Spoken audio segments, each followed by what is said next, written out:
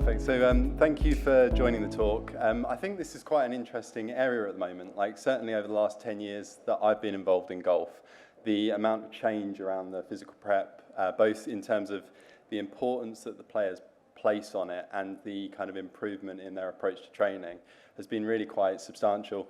And then definitely over the last sort of 3 or 4 years, it seems to have like really accelerated, and like players are properly engaged in this on the whole. They're lifting a lot of weights, they're becoming quite athletic, and it's becoming like ever important that we provide like good service to the players, and we have great facilities at tour events, and that we kind of feed that demand. So I think it's a really important and a really interesting area of golf at the moment.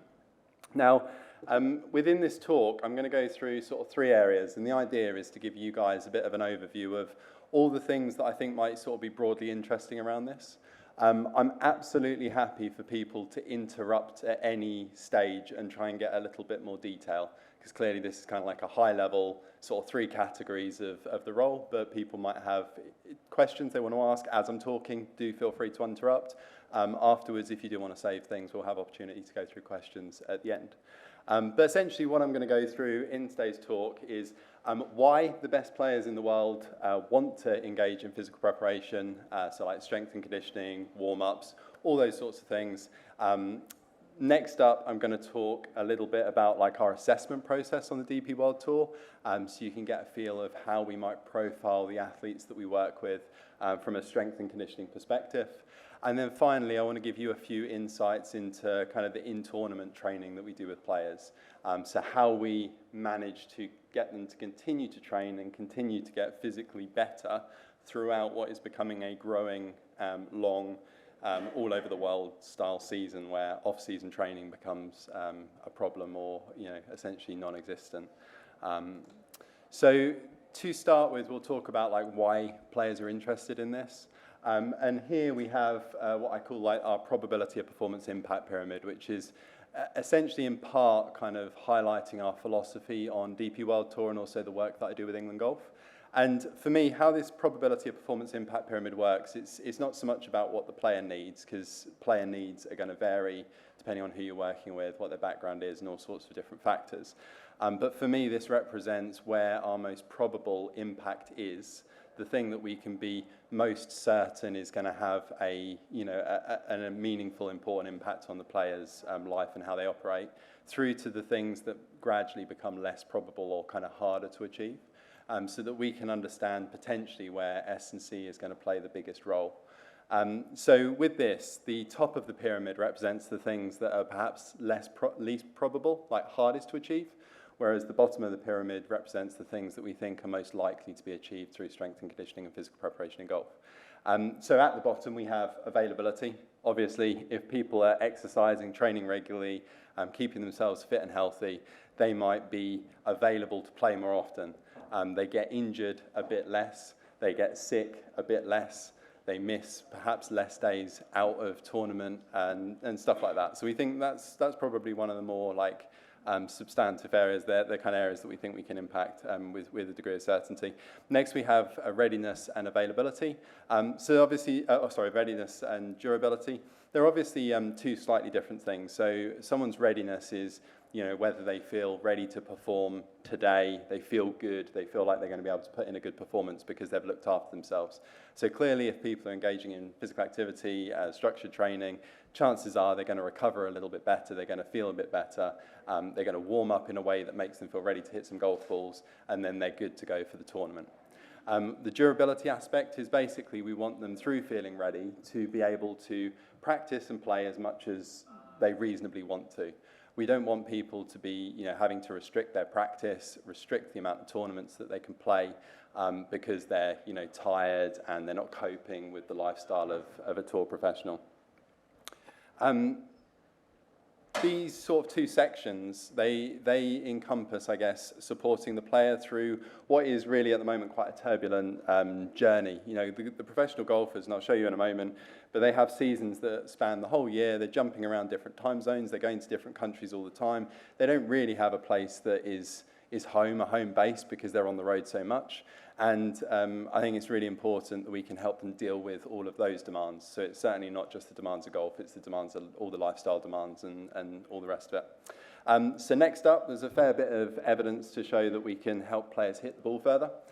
Hitting the ball further has like performance advantages, which I'll show you in a second, but they're quite substantial and they're becoming very, very important. So lots of players come in wanting to hit the ball further. It's a big sell. And it's something that when you achieve has a huge impact on their performance. And guys like Matt Fitzpatrick are great examples of this at the moment. You know, someone who was a relatively short hitter who has now become a longer hitter, and that has had an impact on his game.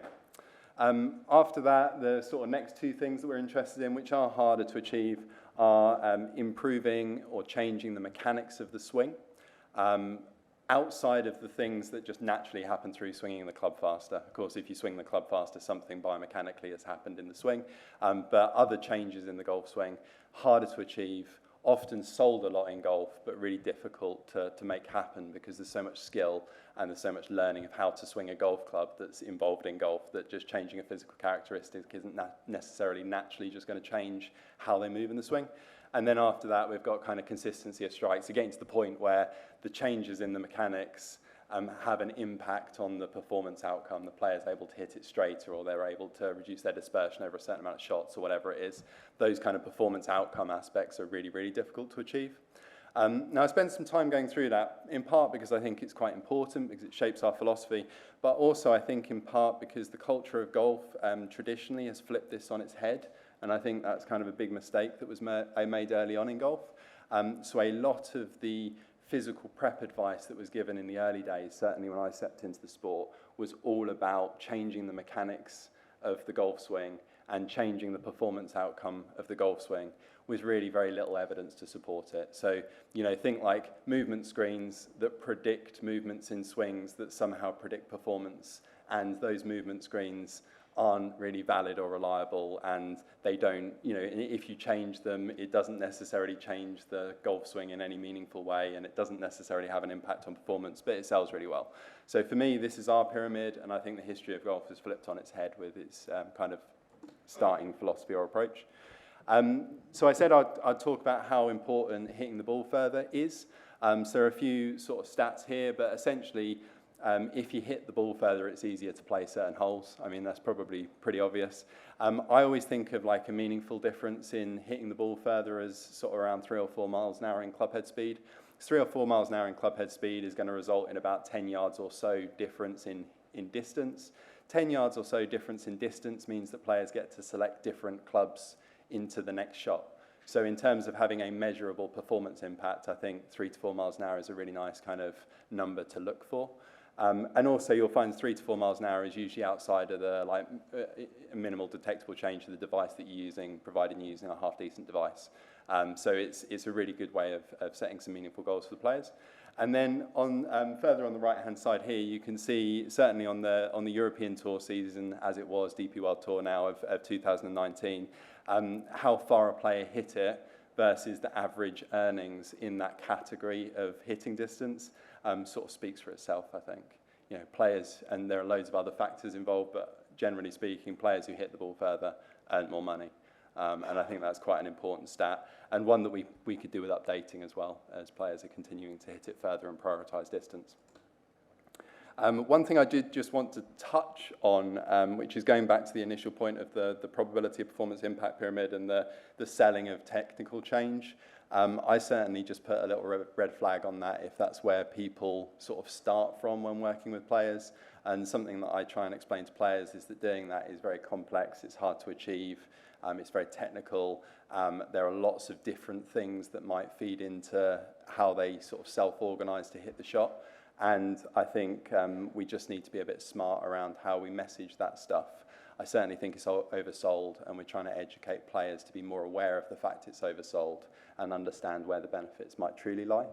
And I think that is notwithstanding, you know, like you can make changes in technical, in the swing, you can open up more movement options through expanding someone's physical capacity. But I think we just need to be very smart about how we do it and how smart about how much we sell it.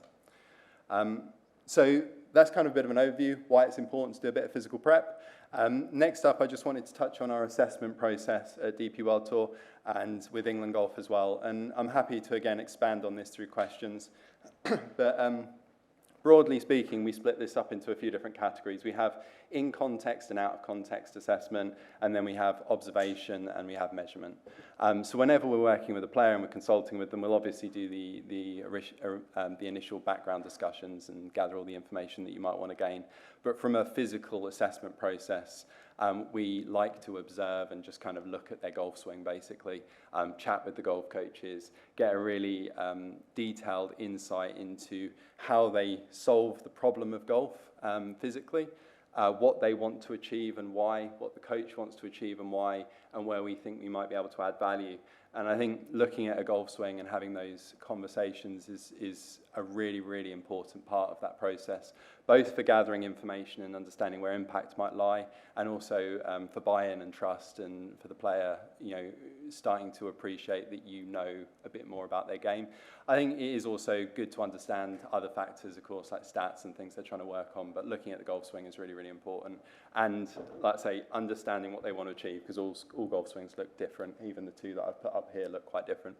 The next bit is the measure in context. Some measurements in context might be looking at stats, might be looking at some biomechanics, might be looking at some data on TrackMan, but trying to gather some objective data that we can use and potentially align to the observations that we've made of the golf swing and the understanding of what the player is trying to achieve.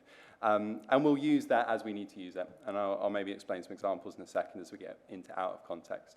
So our out of context assessments, we kind of have two parts.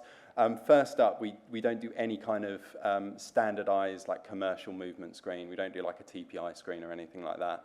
I don't think they're particularly useful. I don't think they give the information that they seek to give. For us, what we'll do is we'll look at them do their normal stuff. We'll look at them warm up. We'll look at them train in the gym. We'll try and get an understanding of how their body moves in the environment that we're interested in, out of context, the gym stuff that they do. We'll combine that with conversations about what they're trying to achieve in their swing. And then from those two sort of assessments, we might be able to come up with some tests that we want to look at to open or to understand the problem a little bit more. So, for example, if we have a player whose lead foot is spinning out at impact and they don't like it and they feel their hip's a bit tight, and we look at them warm up and it looks like their hip isn't moving very well, we might have a look at their hip. It's that kind of thing, rather than just taking through a standard screen and giving them scores. It's a bit more bespoke. As well as that, we'll do our kind of measurement aspect of our out-of-context assessment. Predominantly, this is, at least in the more sort of stock respect, an isometric mid-thigh pull and counter-movement jump. So isometric mid-thigh pull is essentially our measure of how strong is that athlete, or is that athlete's kind of maximal force production capabilities in a position that is broadly similar to golf, slightly flexed, slightly hinged, similar to an address position. So it's got some sort of specificity there as well. We just look at what's the max force that they can produce over a 5-second time period. And we don't look at things like rate of force development. Golfers are very unreliable at giving us like stable rate of force development measures. They're not very used to pulling something that doesn't move really, really fast. So we just look at that peak force value. Next up, we look at counter movement jump. Something that's done quite commonly in golf is look at counter movement jump height. I'd say that's broadly useless. Like, our research shows that it isn't related to hitting distance, which is one of the main reasons people take it. They're like, we want to look at your power, we'll look at how high you jump. It's going to tell us how far you hit the ball. The reason that isn't very useful is it doesn't account for things like mass. Like if you've got a player who starts at point A and they jump a certain height, and then they put on mass through physical training, they're getting bigger, they're getting stronger. They might not jump as high the next time, but they might actually be producing more force. So we're interested in counter movement jump positive impulse, which on a jump curve is basically like you stood still, you dip down, you push up through the ground, you get this kind of positive peak before you're up in the air. We look at the area under that curve, like force times time. And then we also look at the component parts. We might look at just what was the force and what was the time. So if it was to change, we understand why. But predominantly, we're interested in impulse. And that counter movement jump positive impulse or positive takeoff impulse is really strongly related to club head speed. So quite often it can allow us to understand what's going on with the player a bit, i.e. if they have a high impulse and a low speed, then there might be something technical in how they're swinging that's not allowing them to use the physical capacity they've got, or if they had a low impulse and a really high speed, that might actually tell us they could go even higher if they were to raise their physical abilities, their physical ability to produce force, and then obviously you've got everything in the middle. So understanding positive impulse is really important for us. What that also gives us is an idea of how strong they are, how impulsive they are. We can rate that up against all our tour standards and elite amateur standards. So we've got data for girls and boys, women and men, all at elite level, and then we've got the same at pro level, so pro women, pro men. And we can say, oh, you're kind of like fairly weak for a tour player in the tour that you're playing, but you're fairly explosive, so maybe we should focus a bit more on strength. So it allows us to have those sorts of discussions with players as well. The next part of our out-of-context measurement assessment is, and it's like this bit I've put here, but it's very bespoke, basically. So this person, we have a force sensor. We're doing like a brake test. They're having to hold position. We're pulling until they can't hold position anymore. And it gives us an idea of like what's the peak force that they can handle through their trunk, left and right. But this is where it comes to the out of context and in context observations and the measurements. If we think there's something that needs to be tested, we'll test it. If we don't, we won't. So iso pull, counter movement, jump, positive impulse are like things we look at all the time. All the other stuff, totally bespoke, depending on what the player needs from the conversations that we've had and the observations that we've been involved with. So that's our assessment process. It's kind of a whistle-stop tour. Next up, I just want to sort of touch on the in-event training. It's a really big challenge for us at the moment in both elite amateur golf and in professional golf, because the seasons are getting longer and longer. Like a lot of our England players will go out to the US and compete over winter, and then they'll come back, and then England will send them to like Australia or New Zealand or Australia or South Africa in January, February time. They basically don't have an off season. The same sort of thing happens in the pro game where you just don't have an off season. I'll show you that in a second, just here actually. So this is the 2021 end of the season for DP World Tour, and you can see when we finish, and then you can see when the 2022 season starts. It's in November of 2021. So the idea that players can maximise the opportunity of an off-season to make gains in their physical preparation and then just hold on for dear life through the season is not true. They have to be able to make progress in a season, in tournaments. These guys are there sort of anywhere between maybe at like a minimum 5 days, a maximum 7 days per week. And they're doing this for like multiple events per year, like 25, 30, sometimes more events per year. So these guys have to be able to train on the road, and they have to get sufficient intensity out of their training. And there are lots of reasons that they have to do this, but just sort of a couple to give you some example. Obviously, to avoid losing any benefits and continue to make and to continue to make gains that are going to positively impact their performance.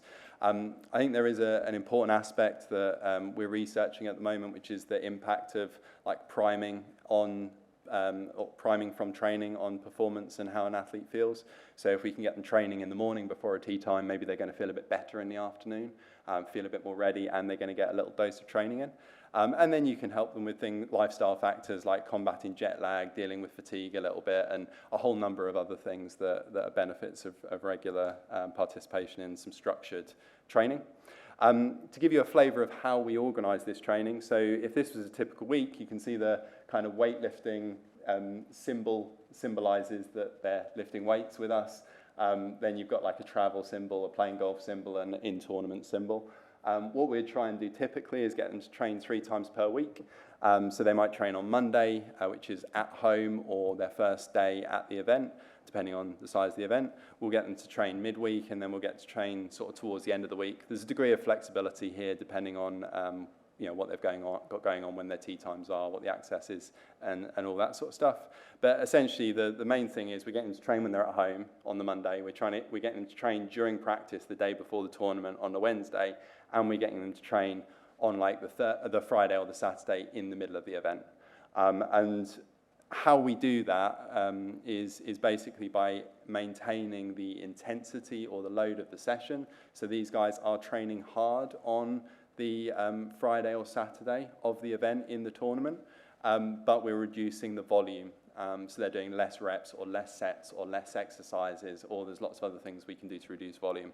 The biggest training error that we see is they start changing essentially the adaptation they're going to get by changing the intensity parameters. So like they go, oh, it's the middle of a tournament, so I'm going to lift lighter. Because I'm going to lift lighter, I'm going to do 15 reps. Because I'm doing 15 reps, I'm no longer developing like my maximal force producing capabilities, and I'm also taking on more fatigue. I'm doing unaccustomed exercise, so I'm going to be sore, and it generally gives them a bad experience. So we maintain intensity, reduce volume. And here are just some small examples of like different tee times to show you how they'd work this tournament. And basically, golfers need to be flexible, so they just have to deal with the tee times, and that's really the message of this. You know, like if they have an early tee time, they'll train in the afternoon. If they have a midday tee time, or like midday, day tee time, they'll train in the morning or the afternoon, depending on their preference. If they've got a later tee time, they'll train in the morning. And they just have to get used to having that level of flexibility, because they can't choose their tee times. They have to be able to just deal with what's thrown at them.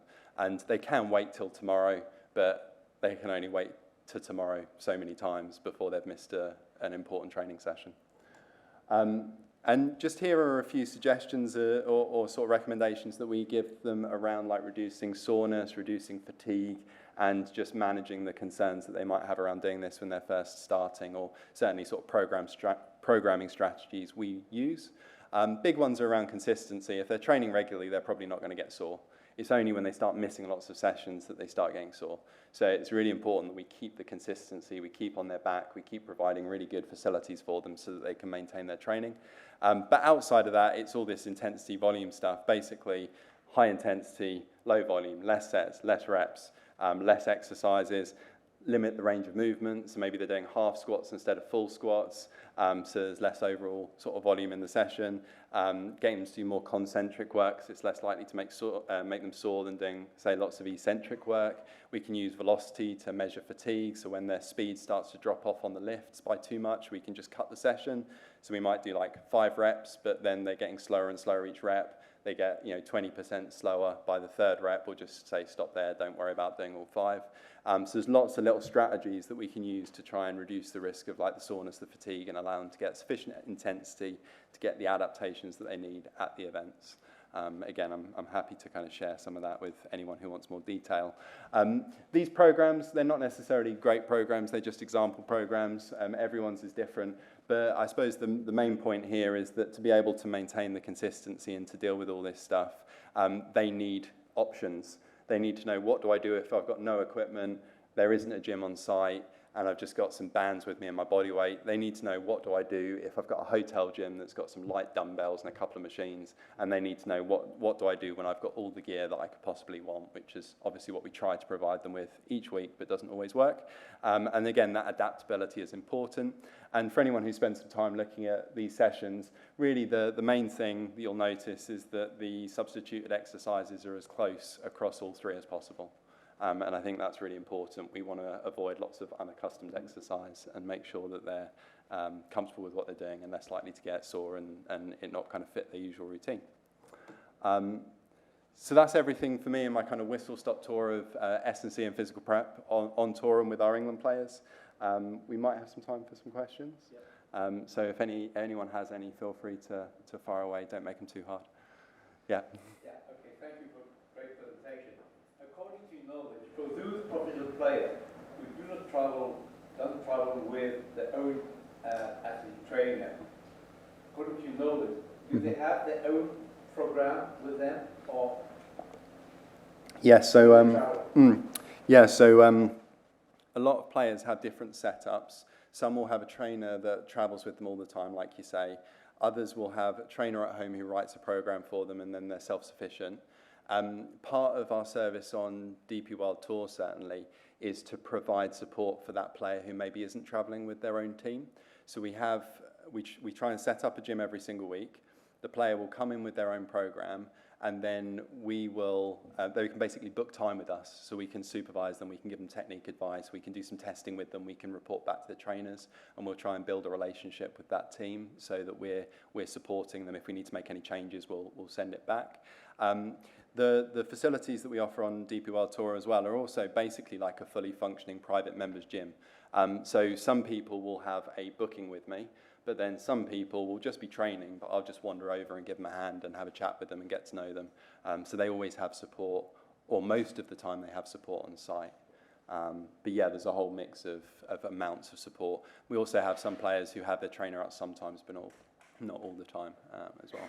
Yeah. It's fascinating to see what you can use at your disposal to make these training programs. So you've got time with the athletes, you've got an insight of athletes in this kind of role, you've got this balance of many different forms. If you don't have that, so it might be a lower tour, it might be one of the develop squad enablers, or it might be a competitive amateur. Yeah. Are there big bang for buck exercises that are goal specific that you say, well, this is what you can start with, and then we'll start tailoring things? Yeah, so I think it's a great question. I think one of the biggest challenges in the sport is navigating the uncertainty of being on the road all the time and the variable equipment that you've got access to. For me, in terms of a bang for buck exercise, I guess it just depends on what you're trying to achieve. But broadly speaking, you want a lot of lower limb strength, like you want a lot of explosivity in the lower limbs, and same for upper body. Like where people get bogged down is they try and make something either too golfy or they try and make it do everything. And if it's too golfy / doing everything, it's kind of doing nothing because it's so diluted. So for me, if you've got like a lower body strength type exercise, an upper body strength type exercise, a lower body explosive and an upper body explosive, you're onto a good start. There's a lot more complexity around training, but broadly speaking, you're onto a good start. And then you can be like, you need to teach the athlete to be able to adapt to different environments, and that's like a massive part of this. For me, number one around adapting to different environments is them doing their research before they arrive at a place. You know, a lot of the time they'll say, oh, there's no gym at the hotel or on site. But if they were to just Google, they'd see there's a Pure Gym like 5-minute drive away. It's not hard to get to. So I try and encourage people to sort of scope out the landscape a little bit, understand what's available and set themselves up for success. The other thing is if they're traveling domestically, like a lot of our England players do a lot of the time, they can throw a dumbbell or a kettlebell or something like that in their car that they can take with them, and then they can do some explosive jumps or something with. You know, like, again, you can get a lot out of not that much equipment. And then the final piece is, I might have already mentioned it, sorry, but like, yeah, again, just the education around like, how do you switch from this exercise to this exercise? So like for me, if they can't do something really high force producing in a gym, like a squat or a deadlift or something, what they can do is go into their hotel room, like wrap up a towel, stand on the towel, and then just pull it as hard as they can for 5 seconds. And broadly speaking, it's getting the same adaptation. So for me and for my colleagues, we're much more about the adaptation than the method. Kind of doesn't matter what exercise we're using, as long as we're clear on our adaptation. That will give us a menu of 100 exercises we could pick for them, depending on what's available. Hope that answers your question, okay. Yeah. Just from the papers this morning, obviously back is the highest area of injury. So is there anything that you are sort of trying to incorporate in your training that protects the back? Yeah, I mean, like, for me, it's for a lot of the players, a question of like just global robustness. I know that's not a thing for your back, but I figure if we get them stronger and we get them healthier and fitter, they're going to be able to tolerate the ridiculously high volumes of golf that they play a little bit better. So the most important thing outside of the specifics of the back is just increasing the general robustness. Outside of that, yeah, we'll pick like various exercises that we're trying to use to target the back a little bit more. So, you know, a lot of them will do things like Romanian deadlifts or some version of a deadlift. A lot of them will do like a range of trunk work. I think with the trunk, it's often the programming of trunk work is often really quite poorly thought out among lots of people. But what we try and do is one, make sure that we're covering lots of types of trunk work, i.e. like their ability to anti-rotate, anti-flex, anti-extend, as well as rotate, flex, extend, all that sort of things. We're covering lots of different types of like muscle actions and movements and that sort of thing. The other thing we try and do is develop some sort of system in which we can like identify progress. So rather than just getting someone like a Pallof press for months and months and never having like some measure of whether they're getting stronger, using something like a force sensor so you can measure how much force they're putting through and measure that going up over time, just like you would with how many kilos on the bar they're lifting. I do think, though, one of the biggest issues around injury in golf that isn't controlled for at the moment by either coaches or players on the whole is their kind of how well thought out they are about the amount of practice they're doing and how it's distributed.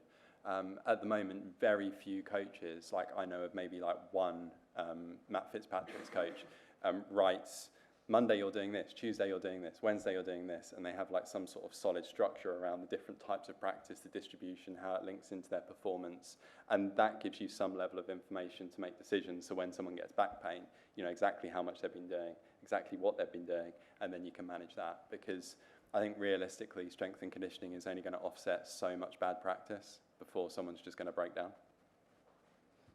I hope that answers. It's kind of a bit. Is that okay? I have returned to golf after hitting the arthroplasty, and our golfers are probably just set still, they just try and get back to golf themselves without much rehab or figuring out there's something in the literature what you should and shouldn't do. And just your little kind of bathroom sketch there, or hotel sketch, what you could do with some towels, or do you think there's a regime that we should be telling golfers now to be doing after major limb surgery that will get them back to golf, or 80% are getting back on average? Yeah, I mean, it makes total sense, doesn't it? I couldn't tell you what it was, but there's probably something that we can be doing for them, definitely. And again, I think it's those two things. It's what can you do from a rehab perspective to get them back and build the capacities that they need to be able to endure the sport, because it is a really high force sport. Like the forces that go through your back during a max effort drive are like 7,500+ newtons, which is pretty much the same as an American linebacker going into a tackle. They're like huge forces. So we need to build them to be able to deal with the demands of the sport. But then again, I think more guidance could be given to how they manage their practice and return to play from that perspective as well. And from my experience, lots of coaches, and by no means all coaches, but lots of coaches just they haven't developed that side of their skill set yet. And I think there's potentially a great market for the golf coaches that do, but also it would really help us return athletes to play after injury.